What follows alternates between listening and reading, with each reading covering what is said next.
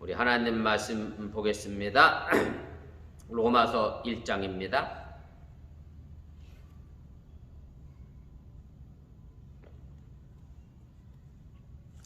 로마서 1장 우리 1절 말씀부터 7절까지의 말씀 보겠습니다.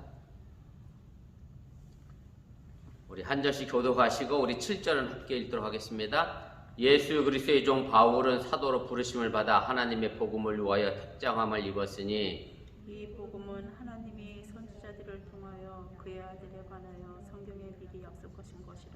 그의 아들에 관하여 말하면 육신으로는 다윗의 혈통에서 나셨고 성경의 영으로는 죽은 자들 가운데서 부활하사 능력으로 하나님의 아들로 선포되셨으니 곧 우리 주 예수 그리스도시니라. 그로 말미암아 우리가 은혜와 사도의 직분을 받아 그의 이름을 위하여 모든 이방인 중에서 믿어 순종하게 하나니 너희도 그들 중에서 예수 그리스도의 것으로 부르심을 받은 자니라. 로마에서 하나님의 사랑하심을 받고 성도로 부르심을 받은 모든 자에게 하나님 우리 아버지와 주 예수 그리스도로부터 은혜와 평강이 있기를 원하노라. 아멘. 오늘부터 로마서를 좀 함께 공부해 나가려고 합니다. 사실은 기독교가 형성되고 세계적으로 뭐랄까요, 그 영역을 넓힌 이유 중에 하나가 사도 바울이라고 하는 인물이 있었고, 사도 바울의 신학이 결국 지금 이 시대에 있는 모든 교회의 신학적 근거를 이제 마련해 놓고 있습니다. 특별히 로마서하고 우리가 갈라디아서가 이제 주된 내용이고요. 로마서나 갈라디아서나 주제는 같아요. 쉽게 말씀드리면 모두가 죄인이었는데 예수님으로 인하여 우리가 의인되었다. 그래서 하나님의 은혜로 말미암아 우리가 의인된 것이지 어떤 행위나 율법으로 된 것이 아니다. 이것이 로마서와 갈라디아서의 주제인데, 바로 그것 때문에 어쨌든 바울의 신학이 지금 전 세계의 어떤 기독교의 어떤 신학적 이론을 받침을 하고 있기 때문에 로마서를 이제 좀 선택을 했습니다. 먼저 그래서 우리 신약성서 우리 기록연대를 좀 개괄적으로 좀 먼저 살펴보고 오늘 로마서 서론을 좀 해보려고 합니다. 신약성서 기록연대를 보시면 예수님께서 보통 기원 후 33년경에 이제 돌아가셨다라고 얘기를 하거든요. 그리고 나서 20년 뒤에부터 우리가 지금 가지고 있는 성경이 이제 기록이 됐는데 전부가 다 사도 바울이 쓴 편지가 성경입니다. 그래서 데살로니가전서, 고린도전서, 후서, 빌립보서, 빌레몬서, 갈라디아서, 로마서, 이제 이것이 거의 초대교회 과정 가장 먼저 이제 기록된 그런 성경으로 우리가 지금 가지고 있고요. 사도 바울이 쓴 편지가 보통 13개 정도 이야기를 하는데, 정확히 따지면 13개까지는 안 되고, 히브리서 같은 경우는 사도 바울이 쓴 것이다라고 확정하기가 좀 어려운 부분이 있어서, 아무튼, 네, 그런 게 있고요. 그 다음에 70년대부터 90년대까지도 이제 데살로니가후서, 골로새서, 에베소서 이렇게 돼 있고, 그 다음에 제가 이미 말씀드렸지만 마가복음이 제일 먼저 복음서 가운데 기록됐는데 그것이 70년대 후반에 기록된 것으로 그렇게 되고, 마태복음, 누가복음의 순으로 기록이 됩니다. 그 다음에 80년대에서 이제 100년으로 넘어가면 우리가 가지고 있는 이제 요한복음이, 그래서 공간복음서와는 좀 다른 그런 복음서의 관점을 이제 가지게 되고요. 그 다음에 요한 1, 2, 3서, 그 다음에 히브리서, 요한계시록이 이제 기록이 됐다라고 얘기를 하고, 그 다음에 90년대에서 이제 140년 사이에 기록된 것이 이제 베드로 전후서, 야고보서, 유다서, 디모데 전후서, 디도서, 사도행전 이렇게 돼 있는데, 교회를 오래 다니신 분들은 좀 알겠습니다만은, 야고보서나 디모데 전후서나 디도서 같은 경우는 목회 서신이라고 해서 목회하고 있는데 디모데에게 쓴 편지의 내용이라 거기에 보면 이제 여러 가지 직분 제도도 이미 등장을 해요. 그래서 초대교회가 어느 정도 어떤 조직적 관계를 갖췄을 때 쓰여진 편지다라고 이제 그렇게 이해해서 좀 후반부에 기록된 것으로 이제 그렇게 되어 있습니다. 그래서 바울 서신의 기초적 이해를 좀 살펴보면, 그래서 바울 서신들이 제가 아까 말씀드렸던 것처럼 신약성서 가운데 가장 먼저 기록된 책들이고, 또 기독교의 역사에서 신학적 공헌을 한 그런 측면에서 사도 바울의 역할이 정말 위대하고 컸다라고 하는 얘기고요. 특별히 사도 바울의 이 신학적 근거가 더 중요한 것은, 사도 바울은 사실은 유대인입니다. 그러면서도 동시에 그때 당시 헬레니즘 문화 속에서 살았던 사람입니다. 쉽게 말하면 전 세계 자기 고유의 민족의 문화도 알고 있었고, 그 다음에 세계적 흐름의 문화도 알고 있었기 때문에 이런 상황 속에서 사도 바울이 자신의 신학을 전개시키고 나가고 있다라고 하는 얘기입니다. 세 번째로 여러분들이 아시는 것처럼 사도 바울은 역사적 예수를 한 번도 만난 적이 없습니다. 그리고 예수님으로부터 이방인의 사도로 부름받았다. 물론 다메섹 사건을 가지고 사도 바울이 이야기를 합니다만은 아무튼 사도 바울은 역사적 예수를 만난 적이 없는 그런 인물입니다. 그래서 유대인의 선민 사상과 달리 사도 바울은 모든 이방인들이 구원받아야 한다라고 하는 그런 관점이 있었고, 그래서 이방인들에게도 끊임없이 복음을 전했고, 그로 말미암아 사도 바울이 3번에 걸쳐 전도 여행을 다니면서 결국 사도 바울의 그 3번의 전도 여행이 지금의 기독교가 전 세계로 퍼져나가는데 큰 공헌을 하게 됐다라고 하는 얘기입니다. 그 다음에 사도 바울이 세운 이 공동체가 결국 최초의 그리스도인이라고 불려지는, 기독교인이라고 불려지는 그런 계기가 됐다라고 하는 얘기고요. 사도행전 11장 26절에 있는 말씀의 내용인데 제가 각주 하단에 달아드렸습니다. 한번 보시면 좋겠습니다. 만남에 안디옥에 데리고 와서 둘이 교회에 1년간 모여 있어 큰 무리를 가르쳤고, 제자들이 안디옥에서 비로소 그리스도인이라 일컬음을 받게 되었더라. 그래서 사도 바울이 세웠던 교회 공동체가 최초로 그리스도인이라고 하는 그런 이름으로 불려지게 됐고, 지금의 영어의 크리스찬이라고 되어지게 됐다라고 하는 얘기입니다. 그래서 바울 선교의 연대기를 좀 보시면 이렇게 우리가 나눌 수 있습니다. 물론 바울 선교 연대기가 역사적 사실에 근거해서 이런 연대기를 썼다라는 것 여러분이 참고로 알아두시고요. 그래서 사도 바울이 다메섹에서 소명받은 사건을 보통 기원은 33년경으로 이해를 하게 되고요. 그래서 49년쯤에 예루살렘 회의를 차 예루살렘을 방문하는 사건이 있습니다. 아시는 것처럼 베드로와 사도 바울이 함께 만나게 되지요. 그 다음에 50년에서 52년 사이에 고린도에서 18개월 머물면서 고린도 교회를 세우게 되죠. 거기서 데살로니가 전서를 기록한 것으로 그렇게 생각을 합니다. 그 다음에 52년에서 55년 사이에 에베소에서 2년 반 머무르면서 에베소 교회를 세우면서 그때 많은 편지를 쓰게 됩니다. 고린도전서, 후서, 빌립보서, 빌레몬서, 갈라디아서를 쓰게 되고요. 그 다음에 56년경 봄에 고린도에서 다시 3개월 동안 머물게 됩니다. 바로 그때에 3개월 사이에 로마서를 쓴 것이 아닌가 그렇게 생각을 하고 있고요. 그 다음에 57년경에 예루살렘에서 체포돼서 그 다음에 로마로 가게 되고 로마에서 순교를 하게 됩니다. 그래서 사도 바울의 연대기가 이렇게 되어 있는데, 근데 로마서가 참 재밌는 것은 뭐냐면 2페이지 제일 위로 올라가시면 보통 일반적으로 사도 바울의 편지를 쓴 건 자기가 전도하면서 다닌 교회를 세웠고, 그리고 교회에 생긴 문제들을 해결하기 위해서 편지를 쓴 거거든요. 고린도전서를 우리가 이미 해왔습니다만은 고린도 교회에 생긴 상황에 대하여 이런 문제를 이렇게 풀어라 라고 편지를 쓴 것이고, 또 고린도 교인들이 우리 교회에 이런 문제가 생겼는데 이 문제는 우리가 어떻게 해결하면 좋겠습니까? 라고 사도 바울에게 직접 물어본 것도 있고, 그래서 사도 바울이 사실 편지가 자기가 성경을 써야 되겠다 해서 쓴 성경이 아니란 얘기예요. 무슨 말씀드리면 초대교회 공동체가 직면했던 문제를 그때그때 해결해 주기 위해서 쓴 것이 사도 바울의 편지고, 결국 그것이 사도 바울의 신학이 된 것인데, 근데 로마서가 특이한 것은 뭐냐면 사도 바울은 로마 교회를 세우지도 않았고, 그리고 로마 교회에 가본 적도 없는데 로마서를 쓰게 됐다는 것을 여러분들이 이해하시면 좋겠습니다. 그래서 제가 로마서 특징 가운데 1번이 바로 그런 내용이고요. 그리고 로마서 주제는 제가 아까 말씀드렸던 것처럼 갈라디아서와 마찬가지로 예수님을 통해서 계시된 하나님의 은혜에 대한 절대성을 제시하고 있는 것이고, 인간의 구원이라고 하는 것은 어떤 율법의 행위가 아니라 어떤 또 문화적으로나 혹은 민족적으로 우월성 때문에 구원받는 게 아니라, 쉽게 말하면 너희 이스라엘 백성들이 선미로 택함 받아서 구원받았다라고 하는 그런 개념도 뛰어넘는, 사도 바울이 한 말 가운데 아주 유명한 말이 있잖아요. 할례는 육신에 받는 게 아니라 어디에 받아야 돼요? 우리 마음에 받아야 한다. 그래야 그것이 진정한 그리스도인이다라고 사도 바울이 이야기를 하고 주장을 하게 됩니다.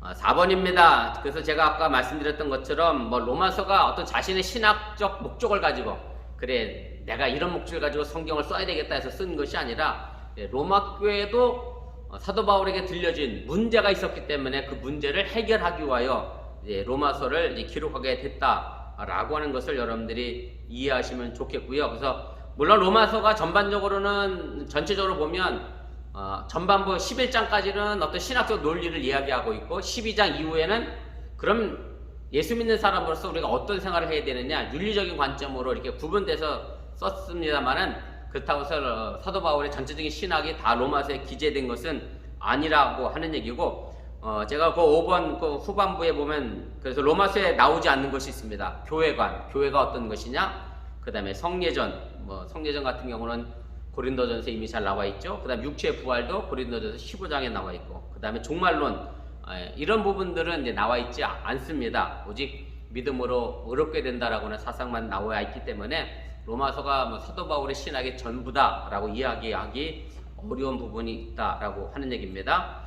6번입니다. 그래서 바울이 로마서를 쓴 시기는 이제 그가 교회들에게 모금한 헌금을 갖고 예루살렘으로 여행하기 전 3개월간 고린도에 체류할 때인 주 56년 봄쯤 되었을 것이다라고 이야기를 하게 됩니다. 우리가 고린도전서 때도 이미 했습니다만은 예루살렘이 가뭄이 났잖아요. 그래서 사도 바울이 여러 지역에 흩어져 있는 교회들에게, 자기가 세운 교회들에게, 야, 모 교회가 이런 어려움을 겪고 있으니 너희들이 좀 헌금을 좀 해라. 그래서 내가 가서 좀 걷어갈 테니까 미리 좀 준비했다가 헌금했으면 좋겠다. 근데 고린도전서에 이제 그런 얘기가 나오죠. 그래서 사도 바울이 고린도 교회 헌금을 모집하러 간 3개월 동안에 로마서를 쓴 것으로 그렇게 추측을 해보게 됩니다. 자, 우리가 로마 교회를 보겠습니다. 그래서 로마 교회는 사실 정확하게 바울이 세우지 않았다 이것만 알려져 있지 특별히 로마 교회에 대해서 구체적으로 알려져 있는 역사적 사실은 없습니다. 그리고 복음이 어떻게 로마에 벌써 이미 전파되어져서 교회가 세워졌을까라고 하는 것도 정확하게 명확하게 이제 드러나지 않고 있습니다. 그런데 바울이 로마서를 쓸 때 내용을 보면 로마에 있는 교회가 초신자들만의 모임은 아니었던 것으로 우리가 이제 추측을 하게 되고, 이미 로마 교회가 어느 정도 성장해서 좋은 평판을 듣고 있던 것도 우리가 로마서를 통해서 우리가 알게 됩니다. 그래서 제가 그 각주 하단에 3번에 먼저 썼는데 오늘 다음 시간에 하겠습니다. 한번 보세요. 로마서 1장 13절부터 15절입니다. 형제들아, 내가 여러 번 너희에게 가고자 하는 것을 너희가 모르기를 원하지 아니하노니 이는 너희 중에서도 다른 이방인 중에서와 같이 열매를 맺게 하려 함이로되 지금까지 길이 막혔도다. 헬라인이나 야만인이나 지혜 있는 자는 어리석은 자에게 다 내게 빚진 자라. 그러므로 나는 할 수 있는 대로 로마에 있는 너희에게도 복음 전하기를 원하노라. 그래서 복음을 이미 다 알고 있었던 사람을 전제해서 이제 사도 바울이 쓴 내용임을 우리가 알게 되고요.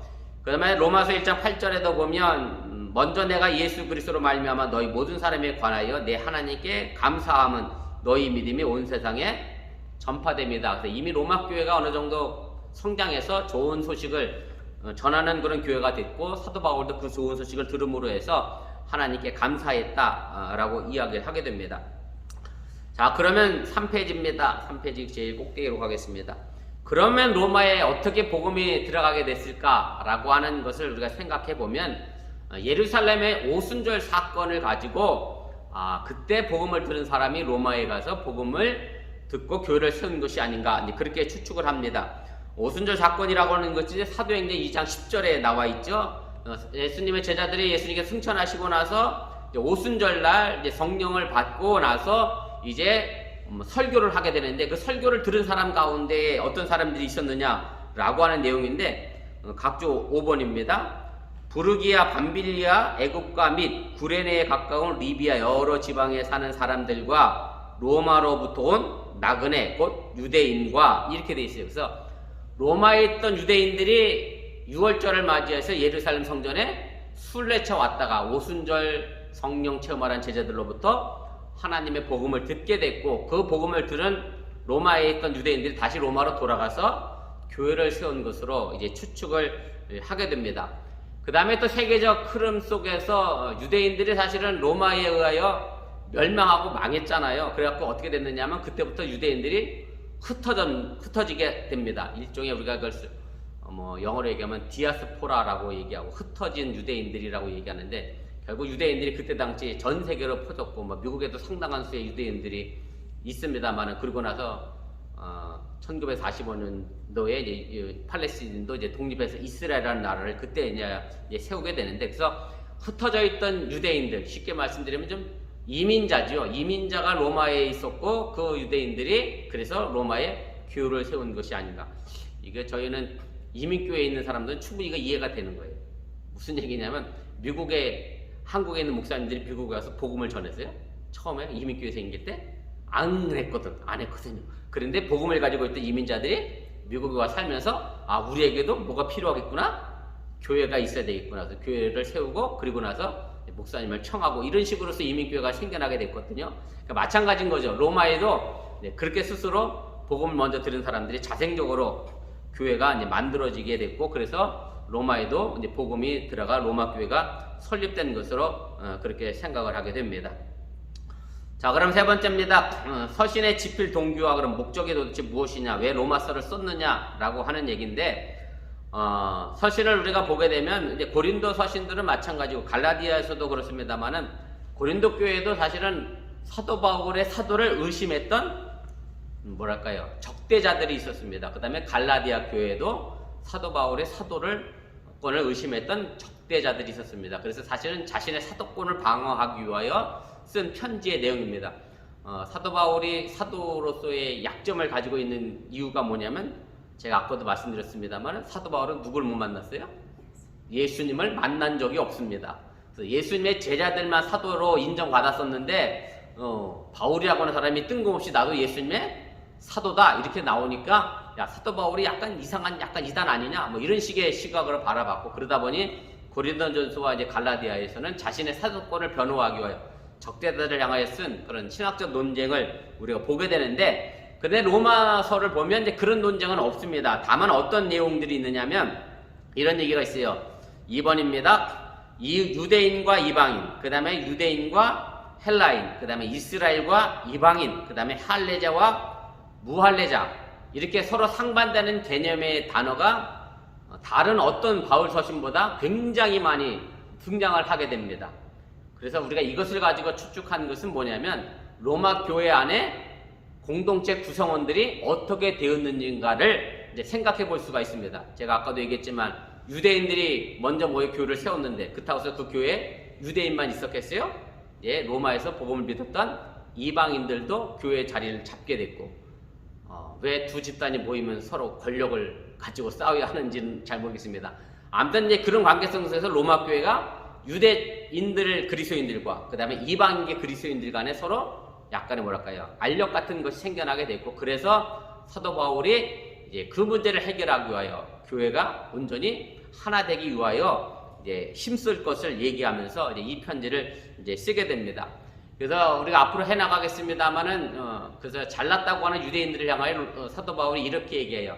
유대인들이 이미 하나님께 선택받은 사람이다 라고 해서 우리가 민족적 우월성을 가지고 있다라고 얘기하고 있잖아요. 그런데 사도 바울이 뭐라고 거기다 썼느냐면, 그렇다고 해서 유대인들이 죄가 없는 게 아니다. 너희들이 하나님을 알면서 하나님의 계시를 받았으면서도 예수 그리스도를 죽이는데 앞장섰다. 그래서 유대인들이 죄인이다. 그리고 나서 이방인들이 그럼 그래 니들 잘못했잖아 이러니까 이방인들을 향하여 또 뭐라고 그러냐면, 너희는 하나님의 계시를 난 못 받았기 때문에 몰랐습니다 라고 변명할 수 없다. 왜냐하면 하나님이 만물을 통해서 이미 다 계시를 주셨는데 왜 너희가 하나님 몰랐다 그러냐? 그래서 너희도 죄인이다. 그래서 로마서의 주제는 그래서 유대인이든 이방인이든 다 죄인이다. 그러니 서로 싸울 이유가 없다라고 하는 것이 전체적인 전반부의 내용이고요. 그래서 3번입니다. 이런 사실에 근거해서 로마에 있는 교회는 주로 유대인 그리스도인과 이방인 그리스도인들이 함께 신앙생활을 하고 있는 것으로 우리가 이해가 되어지고, 그래서 바울 서신의 기록 목적은 바로 이런 유대인 그리스도인들과 이방인 그리스도인들 혹은 믿음이 약한 자들과 강한 자들 사이의 갈등이 심화가 돼서 교회가 분열되고 나눠지기 그런 위기에 직면했을 때에 이제 그런 차별을 없애기 위하여 이제 사도 바울이 로마서를 이제 기록한 것으로 우리가 목적을 두고 있습니다. 5번입니다. 이게 제가 로마 교회 문제이긴 합니다만은 지금의 현재 교회도 마찬가지입니다. 그것이 어떤 형편이든 간에 어느 한쪽으로 교회가 그룹이 나눠지고 분열하고 다투게 되면 결국 교회 전체가 무너질 수밖에 없는 그런 위기에 놓이게 되기 때문에 교회가 어떤 지방색을 띠거나 혹은 학력을 띠거나 혹은 빈부간의 문제를 가지고 또 여러 가지 얽혀져 있는 여러 가지 문제를 가지고 교회가 나눠지고 분열되면 온전한 교회가 될 수 없음 다시 한번 기억하시길 바라고, 우리 어번교회가 행여 이런 문제에 휩쓸리지 않도록 여러분들도 또 기도해 주시면 고맙겠습니다. 특히 이 어번은 참 이게 뭐랄까요, 이 지역은 재밌는 것 같아요. 업체들 간에 서로 뭐랄까 얽혀 있다 보니까 교회 안에서도, 교회에서는 같이 신앙생활 잘하는데 실제로 또 실무자끼리는 현장에 나가면 뭐 딜해야 하고, 뭐 납품 문제 때문에, 단가 문제 때문에 부딪혀야 하고, 뭐 이런 부분 때문에 조금 껄끄러운 관계에 있는 사람들이 업체 안에 있는 것도 사실인데, 사실 이런 문제가 우리 교회 안에서까지 생겨나서는 안 된다라고 하는 얘기고, 우리 함께 화합하고 통합해 갈 수 있는 방법들을 찾아낼 필요가 있다라고 하는 얘기입니다. 이제 우리가 본격적으로 로마서를 좀 들어가 보도록 하겠습니다. 그래서 제가 내용 분해를 쭉 큰 단락으로 이제 썼고요. 오늘 우리가 해야 될 말씀은 1절부터 7절까지 나와 있는 인사에 관련된 말씀만 오늘 하고, 오늘 말씀을 좀 정리를 좀 해보도록 하겠습니다. 그래서 4페이지 제일 위로 올라가 보도록 하겠습니다. 그래서 오늘 1절부터 7절까지 나와 있는 이 본문의 짜임새와 이제 구성인데요. 고대의 서신들, 특별히 그때 당시 서신들은 전면부에 뭐가 항상 나오느냐면, 누가 이 편지를 쓰고 있고 그 편지를 받는 사람은 누구고, 그리고 인사말로 시작하는 것이 일반적인 이제 통례적인 그런 관습입니다. 그래서 사실은 로마에 있는 교회에 쓴 편지 내용뿐만 아니라 바울 서신 전체적인 편지를 보면 다 누가 누구에게 쓰고 어떤 인사를 함으로 해서 이제 편지가 이제 시작이 됩니다. 우리도 그랬던 것, 저도 초등학교 때 시절에 편지 쓰는 양식에서 그렇게 배웠던 것 같아요. 먼저 누구에게 받을 거 쓰고, 뭐 계절 인사를 쓰고, 안부를 묻고, 그 다음에 우리는 발신자를 항상 제일 밑에 썼었잖아요, 그죠? 누가 보냅니다. 그런데 이때 당시 편지는 누가 누구에게 쓴다라는 것이 먼저 서론에 나와 있고, 그래서 사실 로마서도 이제 그대로 그 관례대로 이제 쓰여지게 되고, 특별히 로마에 보내는 데 서신 가운데에서 관례적인 인사말을 좀 확장을 시켜서 이제 사도 바울이 자신이 누구인지에 관한 설명을 좀 길게 하는 측면이 있습니다. 그리고 자신이 전하는 복음도 길게 설명하는데, 사도 바울 입장에서 그럴 수밖에 없을 것 같아요. 왜냐하면 로마에 있는 교회는 자기가 세운 교회가 아니기 때문에 자기가 누군지 어필할 수 있는 그런 것이 필요했고, 그리고 또 자기가 전하는 복음이 이상한 복음이 아니라 정말 정통 복음이다라는 것을 설명하려다 보니까 길어질 수밖에 없는 그런 부분이 있음을 우리가 이제 보게 됩니다. 우리가 본문주의 차례대로 좀 보면서 우리 좀 정리를 하겠습니다. 먼저 1번입니다. 바울은 자신을 이제 어떻게 소개하고 있습니까? 이제 자신에 대하여 길게 소개하고 있는 그런 내용인데, 이렇게 되어 있습니다. 제가 읽겠습니다. 예수 그리스도의 종 바울은 사도로 부르심을 받아 하나님의 복음을 위하여 택정함을 입었으니, 이렇게 되어 있습니다. 그래서 사도 바울이 제일 먼저 소개하고 있는 것은 자신이 예수님의 종이다라는 것으로 이제 출발을 하게 됩니다. 사실 종이라고 하는 것은 두 가지 의미가 있습니다. 하나는 뭐냐면, 구약 성경에 보면 아브라함도 그랬고, 모세도 그랬고, 여호수아도 그랬고, 다윗도 그랬고, 이사야도 그랬고, 전부 누구의 종이었어요? 하나님의 종이었습니다. 여호와의 종이었습니다. 그만큼 그 종의 의미는 권위를 가지고 있는 그런 의미고요. 두 번째는 우리가 이미 제가 여러 번 드렸습니다만, 로마법에 관계된 주인과 종에 관계된 문제입니다. 그래서 로마의 시대 때 오직 주님은 누구밖에 없었느냐면 가이사랴밖에 없었잖아요. 시저밖에 없었잖아요. 그런데 예수 믿는 사람들이 예수님을 주님이라고 불렀기 때문에 그것이 순교당할 수밖에 없는 한 원인이 됐다라고 제가 드렸는데, 그래서 사도 바울이 어서 얘기한 종, 그러면 내 주인은 누구예요? 예수님이 되는 거고, 나는 절대적으로 예수님께 소속된 사람이다라는 것을 이제 이야기하고, 예수님과 자신의 소유관계를 이제 분명하게 한 표현이 바로 종이라고 하는 그런 표현입니다. 사실 사도 바울이 예수님을 자신에게 철저하게 이제 굴복시킴으로 해서 이것이 오히려 안전하고 모든 속박으로부터의 자유를 누릴 수 있게 됐던 그런 계기도 됐다라고 하는 사실 또한 우리가 좀 기억할 필요가 있습니다. 이게 무슨 말씀이냐고 하면, 제가 갈라디아서 4장 7절 말씀에도 썼는데 한번 보세요. 그러므로 내가 이후로는 종이 아니오 아들이니, 아들이면 하나님으로 말미암아 유업을 받을 자니라, 이렇게 되어 있습니다. 그래서 우리가 하나님의 아들의 유업을 받을 사람, 하나님과의 관계성 속에서 하나님과 자녀의 관계성의 문제를 사도 바울이 짚고 나간 것인데, 우리가 예수님을 주님이라고 부르면 그게 더 안전하고 편안하다라고 하는 개념입니다. 아직 우리 정소영 집사님은 자녀들이 어리니까 뭐 그런 부분도 있을 것 같아요. 사실 유건이나 희원이가 가장 안전한 곳은 어디예요? 네, 집이에요. 정소영 집사님 품 안에 있을 때가 가장 안전한 거예요. 이제 그런 개념이죠. 근데 사실 저도 애들을 좀 다 떼어놓고 다 나가 사는데도 불구하고 여전히 나가 있는 아이들이 이제 걱정스럽잖아요. 우리 품 안에 없다 보니까 그게 더 불안해. 멀리 떨어져 있으니까 그게 더 불안한 거. 차라리 가까이 보고 있으면 괜찮은 것 같은데 이런 개념입니다. 우리가 예수님 안에 내가 온전하게 종으로서 예수님 안에 살면 누가 나를 지키고 보호하겠어요? 예수님이 나를 지키고 보호하잖아요. 희원이와 유건이를 정성윤 집사님이 정말 목숨 다해 지키고 보호하는 것처럼. 그래서 사도 바울이 자꾸 자신을 예수님의 종이라고 얘기하고 강조하는 것은 바로 이런 측면도 있습니다. 우리가 신앙생활하면서 사실 자꾸 불안해하고 뭐랄까요? 두려움을 느끼는 것 가운데 하나가 뭐냐면 예수님과 나의 어떤 관계 회복을 제대로 하지 못하는 것이 있어요.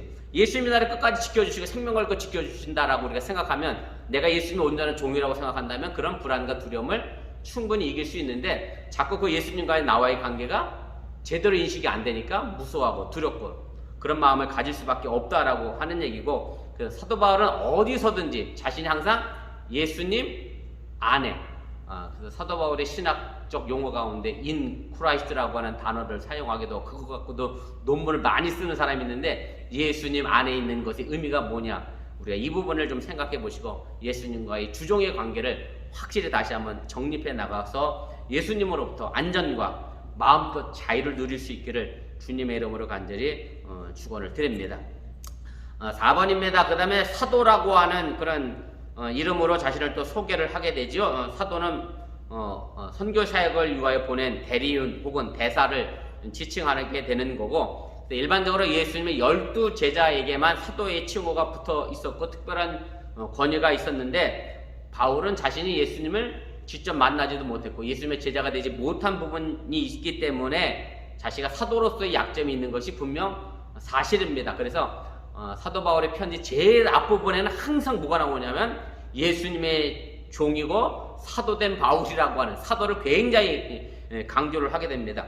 그런데 사도 바울이 그럼 어디에 근거해서 자신을 사도라고 얘기하고 있느냐면 사도행전에 나와 있는 것처럼 다메섹으로 가는 도중에 부활하신 예수를 만남으로 해서 그 소명을 통해서 자신이 사도로 부름받았다라고 하는 것을 이야기를 하게 되고 자신이 사도로서의 정체성을 가지고 일을 하게 됩니다.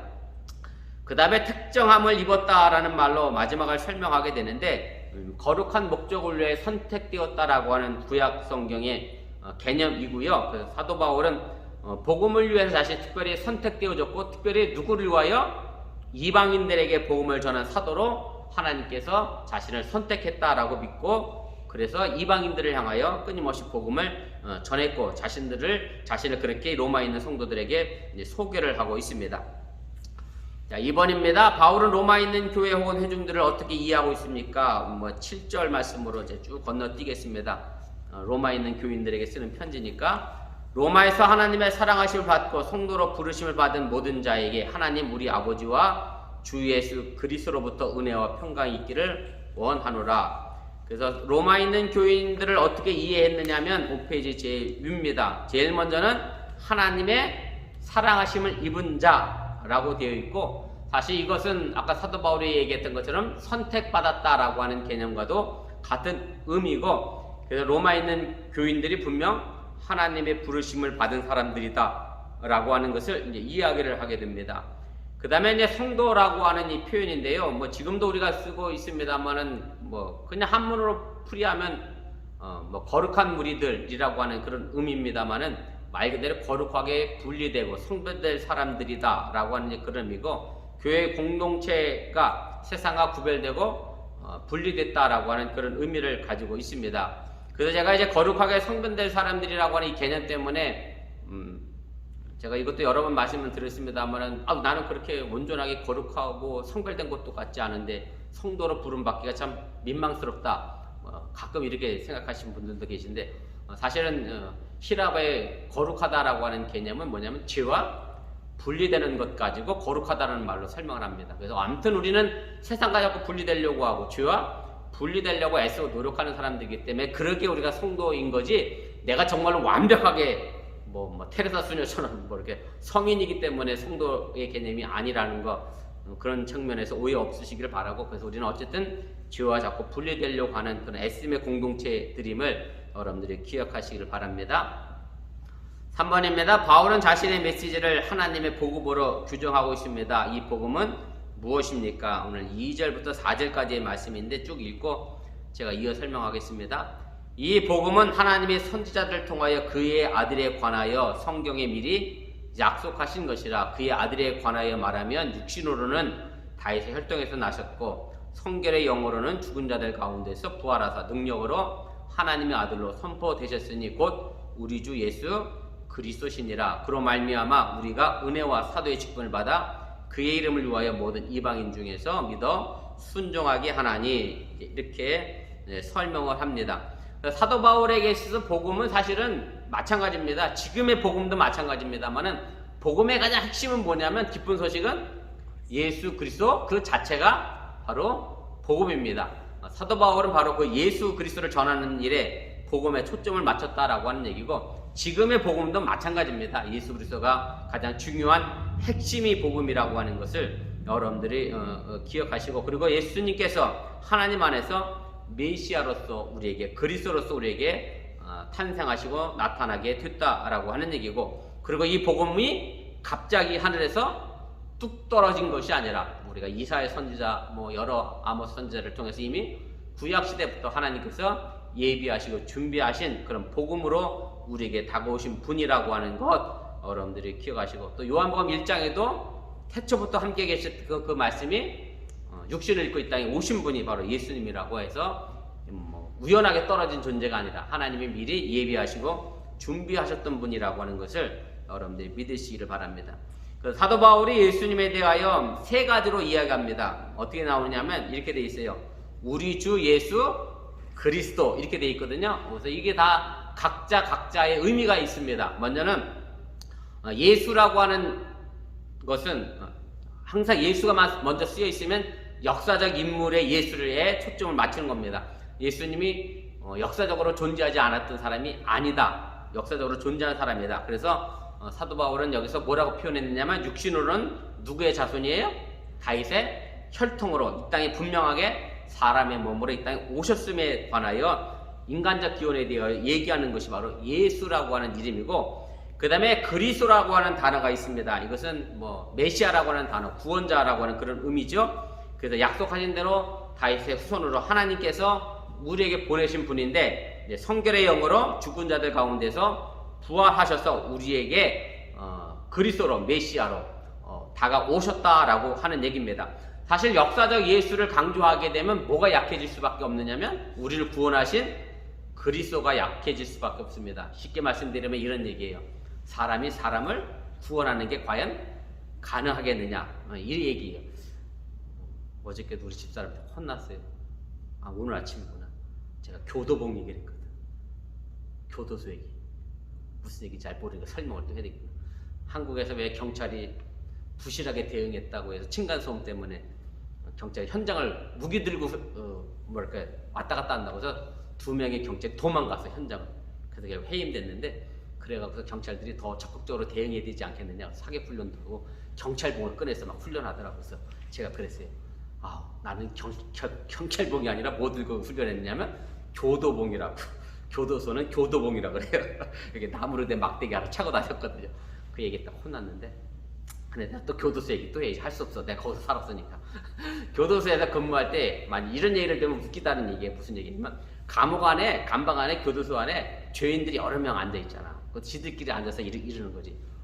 너 무슨 죄 졌어? 난 물건 훔치다 왔어. 나는 누구 거 누굴 때리다 강간으로 잡혀왔어. 난 강도짓 했어. 야 그거 갖고 왔냐? 난 살인했어. 그랬는데 지들끼리 앉아서 이러는 거죠. 야, 오늘부터 너 죄가 없어. 왜냐면 내가 네 죄를 용서해줄게. 서로 용서받아서. 그렇다고 그 죄가 없어지느냐? 그렇지 않다. 극단적인 얘기는 합니다만은, 그럼 어떻게 해야 죄가 없어지겠어요?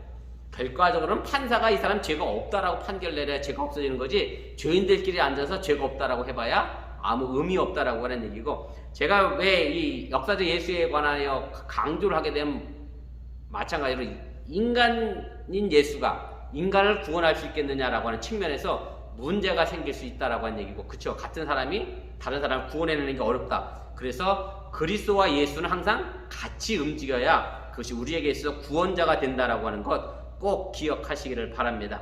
그래서 이번 후반부에 제가 쓴 것이 바로 그 내용입니다. 이것은 그리스도의 고유한 영적 속성을 반영하고 있는 것이고, 단순히 도덕적인 거룩함 뿐만 아니라 하나님과 막힌 것 없이 소통되는 영적 능력을 말하는 것이고, 그래서 예수님이 사람이냐 신이냐 라고 얘기하면, 제가 얘기했죠. 옛날 우리 초등학교 때 보던 마징가제 테스트 나오는 아수라 백작이 반은 남자 반은 여자였는데, 예수님이 반은 사람이고 반은 신이냐? 그런 개념이 결코 아니라고 하는 얘기고, 완전하게 사람이면서 완전하게 하나님이라고 하는 개념이 예수 그리스도 안에 있는 개념임을 여러분들이 믿으시기를 바랍니다. 자, 세 번째로 주 예수 그리스도에서 주가 등장하게 되는데, 이미 앞서 말씀드렸던 것처럼 이 주님이라고 하는 개념은 세상과 우리의 삶을 지배하시는 분이라고 하는 그런 의미고, 본래 주는 우리 구약성서에서 하나님을 나타냅니다. 구약성경에도 계속 주라는 단어가 나오는데, 거기서 주는 예수님이 절대 아니에요. 하나님입니다. 구약성서의 하나님이고, 그리고 바울은 그 주라고 썼던 그 하나님께 썼던 그 단어를 지금 예수님에게도, 예수 그리스도에게도 그대로 적용해서 결국 예수님이 하나님의 위치에 있는 분으로 대등하게 놓은 것임을 여러분들이 기억하시고, 그래서 주 예수 그리스도 이 세 단어가 사실은 함께 우리에게 적용되어지는 것이고, 따로따로 떼어놓고 우리에게 적용될 수 없음 또한 여러분들이 꼭 기억하시기를 바랍니다. 5번입니다. 사도직은 어떻게 주어지며 그 직분은 무엇입니까? 오늘 5절에 있는 말씀의 내용인데, 그로 말미암아 우리가 은혜와 사도의 직분을 받아 그의 이름을 위하여 모든 이방인 중에서 믿어 순종하게 하나니, 이렇게 되어 있습니다. 사실은 여기 은혜와 사도의 직분 이렇게 되어 있어서 두 단어가 쓰여진 것처럼 생각이 됩니다만은, 정확하게 얘기하면 은혜의 사도직을 말하는 겁니다. 사도 바울이 사도가 된 것은 누구의 은혜로 인하여? 하나님의 은혜로 인하여, 예수님의 은혜로 인하여 자기가 사도가 된 것을 분명하게 밝히고 있는 것이고, 마찬가지로 우리가 성도 된 것도 바로 은혜 안에, 예수님 안에, 하나님 은혜 안에 우리가 성도가 된 것도 사실 여러분들이 기억하시길 바랍니다. 6번입니다. 바울은 로마에 있는 교회에 대하여 어떻게 인사했습니까? 7절에 나와 있는 얘기죠. 은혜와 평강, 그때 당시 늘 쓰는 관례적인 그런 인사의 말로 쓴 것이 아니라 새롭게 하나님의 안에서 은혜와 평강이 있기를 기원을 했다라고 하는 얘기고, 사실은 이 은혜와 평강이라고 하는 인사는 사도 바울 편지 전체에 다 등장하는 그런 내용입니다. 그래서 은혜라고 하는 것 여러 번 설명드렸습니다만, 하나님께로부터 값없이 주어진 것이 바로 은혜이고, 평강이라고 하는 것은 하나님과의 올바른 관계에서 나오는 그런 내면적인 평안과 또 외적인 조화의 임을 여러분들이 기억하시길 바랍니다. 그래서 내가 평강하지만 않고 불안하다고 하는 얘기는 나와 누구의 관계가 깨졌다라고 생각하시면 돼요. 하나님과의 관계가 깨지면 우리 속에 평화가 없음 또한 여러분들이 기억하시길 바라고, 꼭 은혜와 평강 속에 여러분들이 살아갈 수 있기를 주님의 이름으로 간절히 부탁을 드리고 또한 축원을 드립니다. 우리 잠깐 기도하겠습니다. 우리 말씀을 기억하며 1번여 정도 합심해서 함께 기도하겠습니다. 오늘 사도 바울이 자신이 사도로 소명받음에 관한 이야기, 그리고 로마의 복음을 전할 수밖에 없었던 그런 이야기, 그리고 교회가 분열되고 나눠지게 되면 안 되는 부분에 대해서도 우리가 좀 다시 한번 생각해 보시길 바라고요. 사도 바울이 예수님의 은혜로 자신이 사도가 됐다라고 오늘 고백했던 것처럼, 우리가 성도된 것도 마찬가지입니다. 다 우리가 예수님의 은혜, 하나님의 은혜 안에 있음 여러분 또한 잃어버리지 마시고, 바로 우리 주 예수 그리스도 이 세 단어가 우리 삶의 중심에 언제나 자리 잡을 수 있기를 바라고, 그 관계가 깨져서 행여 불안해하지 마시고 은혜와 평강이 여러분들의 삶을 지배할 수 있기를 주님의 이름으로 간절히 축원을 드립니다. 잠깐 기도하겠습니다.